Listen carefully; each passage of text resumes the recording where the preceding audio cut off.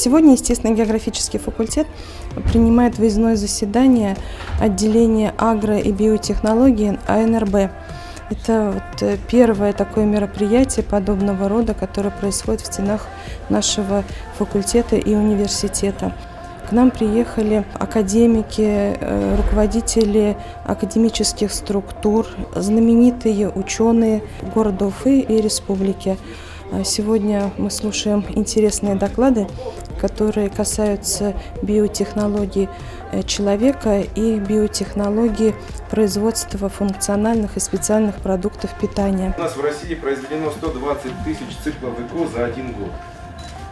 И посмотрите, какая динамика роста. То есть динамика роста с единичных протоколов до 1120 тысяч циклов ЭКО в год.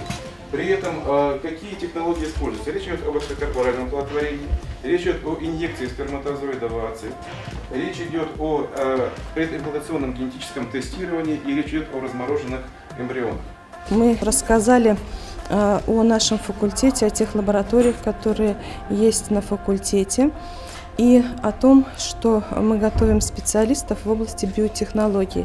И хотелось получить поддержку от столь влиятельных людей при организации непрерывного образования по биотехнологическим наукам, то есть начиная со школы, с биохимических классов, системы дополнительного образования, колледж, бакалавриат, магистратура и аспирантура, которые бы поднимали и воспитывали биотехнологов, необходимых для отраслей нашей промышленности.